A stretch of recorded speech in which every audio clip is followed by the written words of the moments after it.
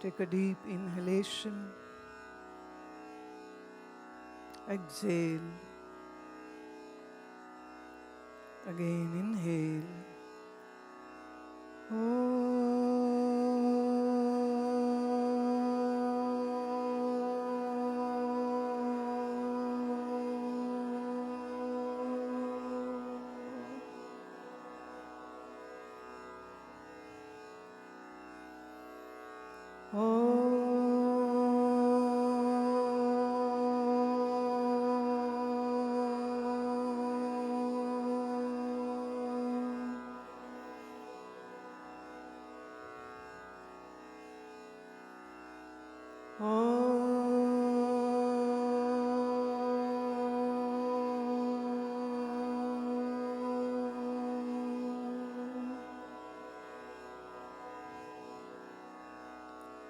सहनाववतु सहनौ भुनक्तु सह वीर्यं करवावहै तेजस्विनावधीतमस्तु मा विद्विषावहै। गुरुर्ब्रह्मा गुरुर्विष्णु गुरुर्देवो महेश्वरः गुरुर्साक्षात् परब्रह्म तस्मै श्री गुरुवे नमः।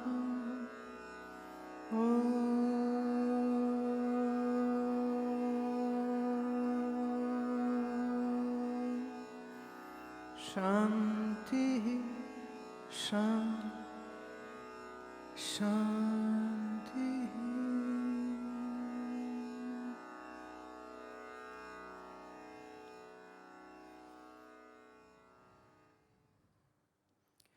We have three bodies: gross, subtle and causal. Subtle body is the main subject, so I'll now focus on to that. I have already told you about 5 senses of knowledge, 5 senses of action, 5 prana, and antahkaran, which has 4 faculties in it.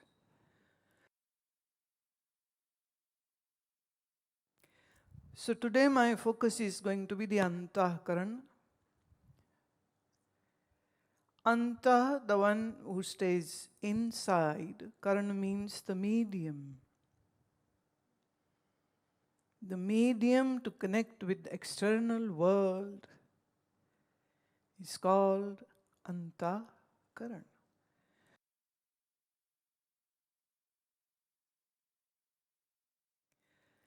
In English we say mind, and in Sanskrit we call it man. Man or mind. Now, who is the governing force of mind is Chandrama. English word would be moon. What is the subject of mind? It's all about thoughts and counter thoughts. In Sanskrit we'll say Sankalpa and Vikalpa. Sankalpa is a thought and Vikalpa is a counter thought. Now there is this beautiful relationship in between the moon and your mind.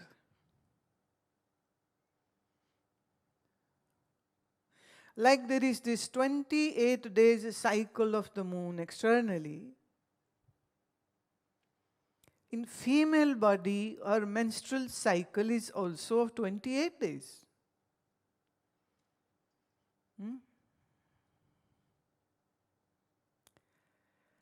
The high and the low tides in the ocean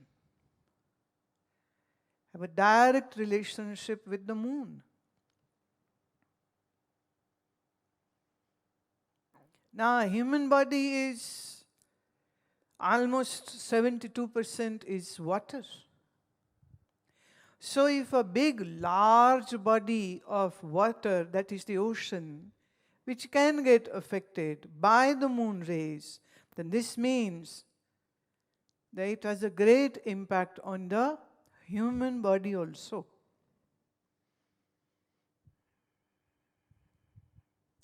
Now, this relationship has been experimented, observed, understood, analyzed by our scientists, whom you can call in our Indian way as a Rishi, a sage. This has been seen. Close to the full moon, the mentally challenged people get very impact on their behavior close to the full moon. As the moon changes from brighter days, first 15, and then the ebb of the moon, as the moon is receding every night, surely it is going to have some impact on your mind too. Now, mind is a mind is not he or she. Huh? Physically, you can say he or she, but otherwise, mind is just a mind. So, mind of a woman is affected, body is affected. What about man? Yes, even men get affected. And that is why that in our country, on full moon day, the full moon night, and also the darkest night of the month, our sages created certain sadhanas to be done. Yeah, you are doing it every day, but especially on these days, the special sadhanas are done, so that the impact of the moon is minimized when it is a bad effect, and the good effect can be enhanced.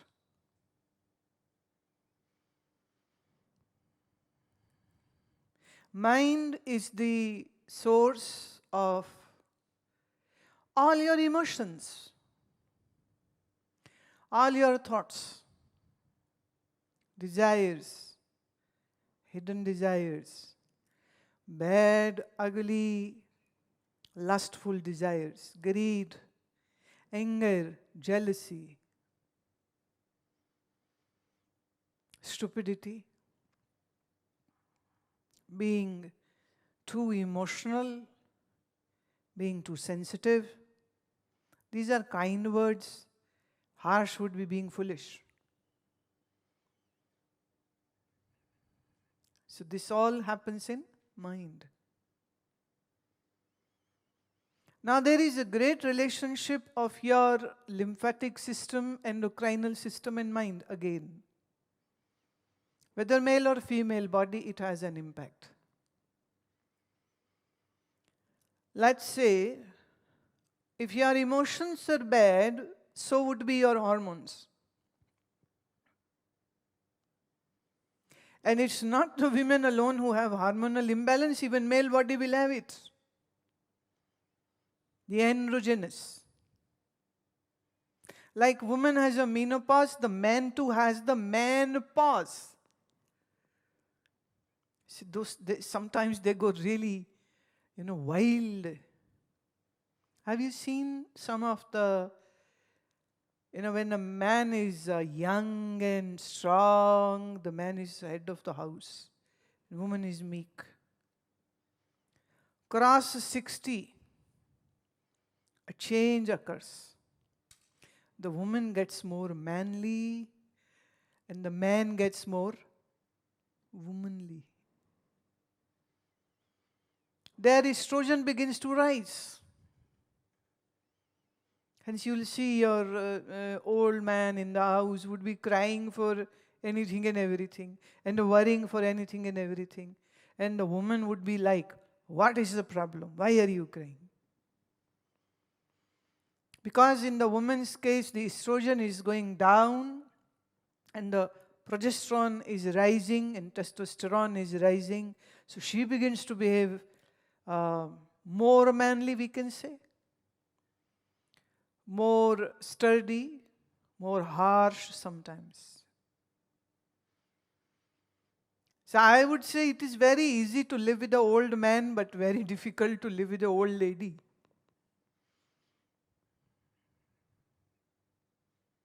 I'm not generalizing it, but that's the observation. In certain cases where man and woman both have been practicing deep breathing, pranayam, asanas, and followed a disciplined life, for them these changes would not be bad at all.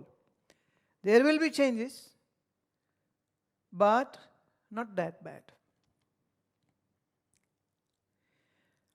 Now let's say your mana, the mind, and as I said, the basement of the mind is your subconscious, the chitta. Now what is chitta? Chitta is a storehouse of all impressions. Impressions, I'm saying. In Sanskrit, the word is sanskar. Let's say you saw a thermos of the color, just a passing glance. Your eyes and the flask met for a second.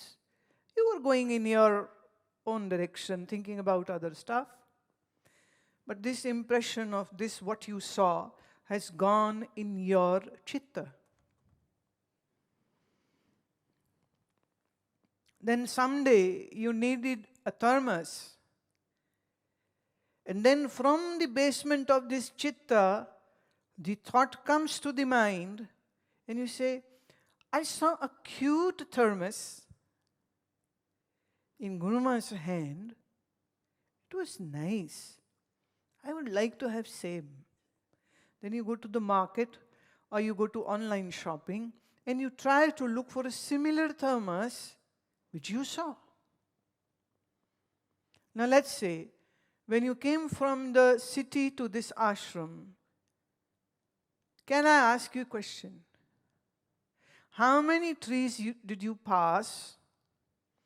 How many people did you see? Can you give me a count? No. But your eyes are like a camera of a closed circuit CCTV. And whatever passed in front of your eyes got stored in the hard disk of your chitta. These days everybody has a CCTV. Shops, houses, factories, everywhere. But do you check it every day? What did it record? No. If a theft or some fire or some other accident happens, then a person will go and check the hard disk. What did your camera recorded? So in your chitta, all the information of what you saw, what you heard, what you touched, what you smelled, and what you tasted goes directly into your chitta. Now you don't remember what you saw yesterday. Now if I say what you saw 10 years ago, your mind cannot tell. But if I can put you into hypnotized, if I hypnotize you, give you an hypnotherapy session, it is possible that you will tell me all details of when you were 8 years old, what you were doing that morning, that afternoon, what you were doing when you were 5 years old, what you were doing when you were 2 years old. Now, your mind doesn't know it, but chitta has everything stored there. One of my disciple is a past life regressionist. I think so. Some 16 years ago, we had these sessions happening, and many of visitors enrolled for that therapy. And I have all the record of whatever they saw. And there was this one particular boy who said that I saw myself in the womb, and the umbilical cord got trapped. My neck was trapped in the umbilical cord as I was coming out, and a lot of struggle happened, and with great difficulty, my birth happened. Now he saw this. So after the session, he called his mother and asked her that when I was born, was there any difficulty? She said, your umbilical cord was entwined around your neck, and the doctors had a great difficulty to pull you out alive, and it became a question of life and death, what to do, or they would have to do a surgery. But it was a great... How and why are you asking this question? He broke down. He started crying. He said, Mother, I saw myself in that situation.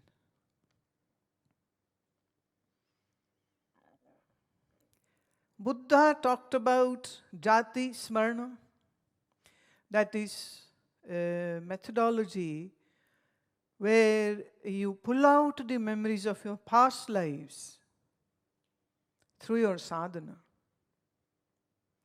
And Buddha himself gave account of 600 lives.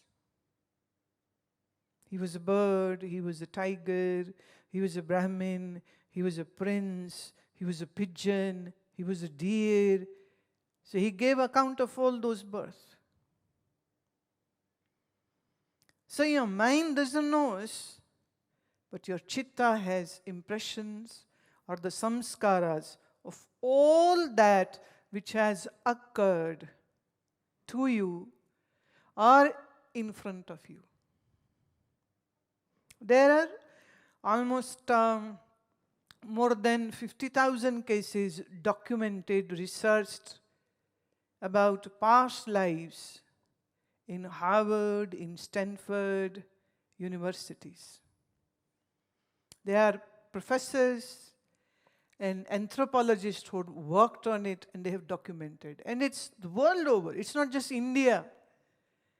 This happened in people in Egypt, or people in Burma, or individual in London, or individual in Rome, who suddenly had these flashes of their past life, and then they said it to somebody, they went into press, these professors came to know, then they took that person, they searched that place, and found whatever this person was saying was true. And there was this very famous case where the person helped the police to file the case against his murderer. Now, how is it possible? Because his dead body was found in the jungle, the weapon was found, and the murderer was still alive, and this person had now this new birth. So he made 2 into 2, 4, and that case was registered, and a person was arrested too. So what is your chitta? Chintana contemplates, can contemplate. So mind and chitta. Now, who is the governing force or the Adideva of the chitta is Vasudeva. Second is buddhi, your intellect. Governing force is Brahma. And what does it do? Nishchaya, making decisions. Now let's say, what's the difference in between, say, mind and intellect? Mind says, should I drink water or not? Sankalpa, vikalpa. Should I drink water or not? Who makes the decision? Intellect. He says, yeah, you're thirsty. Have a sip, and here I go.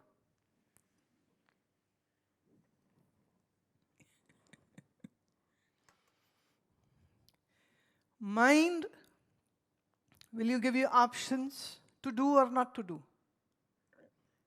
Is right or wrong, true or false.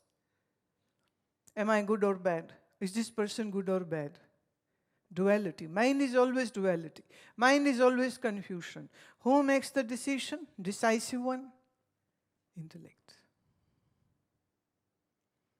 Now the problem is, the intellect in every individual is in a seed form.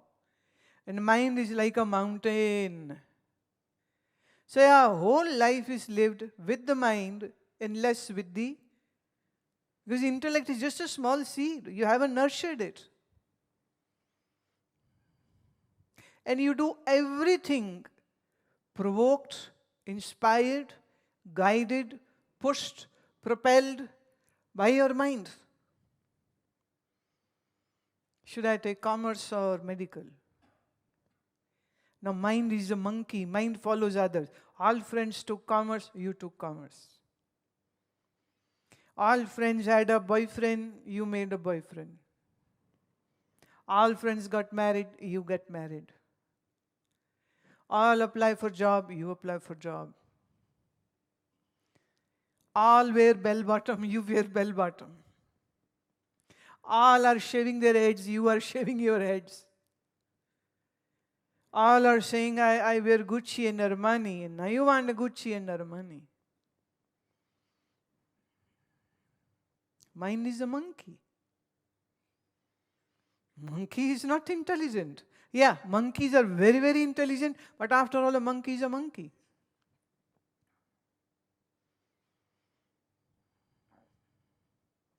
In Hindi, we have the word Manav.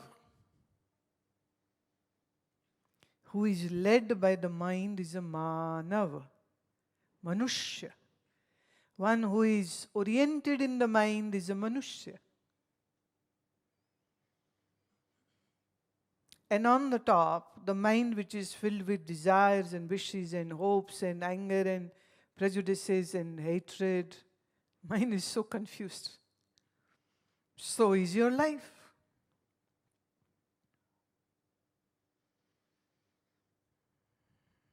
That's why our rishis had this rule that as the child becomes age 5, let the mom or the dad teach the child how to do the mantra. As you do your mantra, the mind begins to lose the wild dance which it does all the time. With the mantra, you train your mind to be focused on just one thing, and that is your mantra, and forget everything else. It's training of the mind. If you expose your young ones at a young tender age into doing the chanting, I would say you are doing an absolute wonderful duty as a parent. But if you are just feeding them and giving toys and clothes and party and picnic, but not dealing with their mind, then you are the worst parent. And this child doesn't need any enemy. You are the enemy of this child now.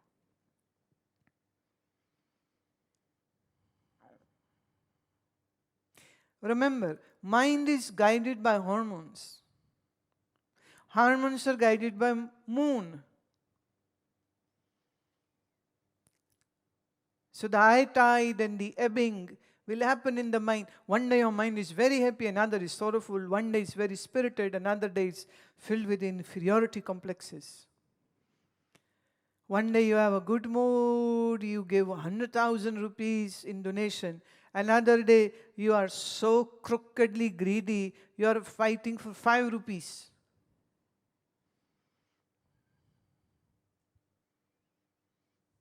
One day you are happy, you give away your precious things to your loved one or a friend, and another day you are so miser and so bad that you steal somebody's stuff. You aren't ashamed of doing theft.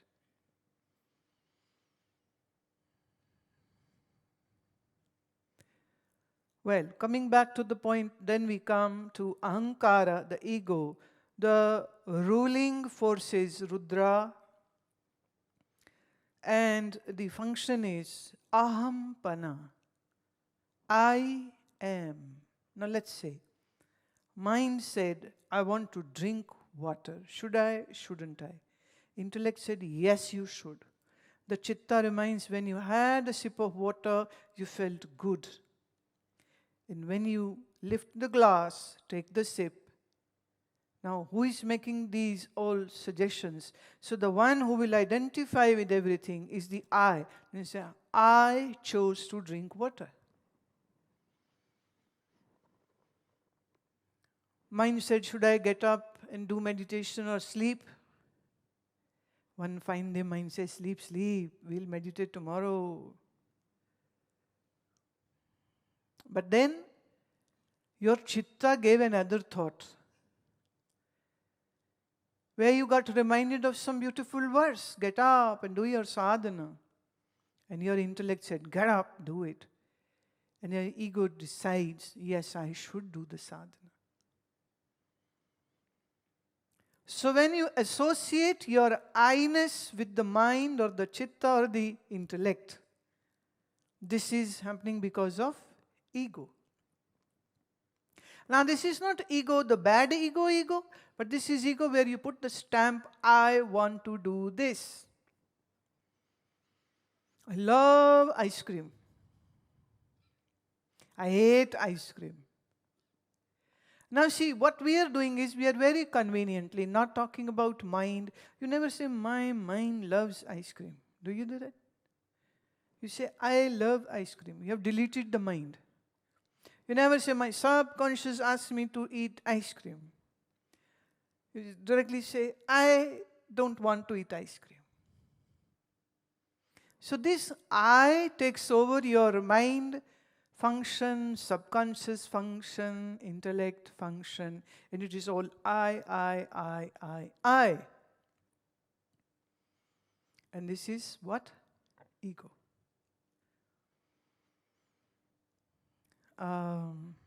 One time I was talking to a young boy and I asked him, are you a boy or a girl? He said, I'm a boy. I said, no, you're a girl. He said, no, I'm a boy. See my hair. There was another girl, she had same cut. She has it too. Now I'm a boy. So he kept on saying, because I'm wearing a t-shirt, I'm wearing this, and I'm a boy. And then finally he said, I wear a boxer. I'm a boy. I said, now he can now move on to genitalia. So before he goes there, I said, okay, you are a boy. I am this body.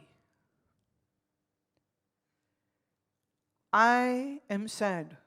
Now let's say, who is sad?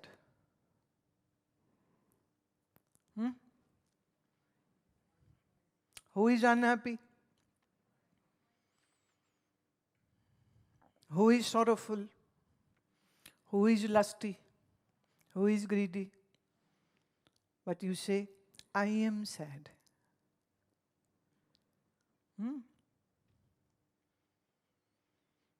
I am heartbroken. I am high-spirited. So you don't do the proper segregation and you don't say that my mind is sad.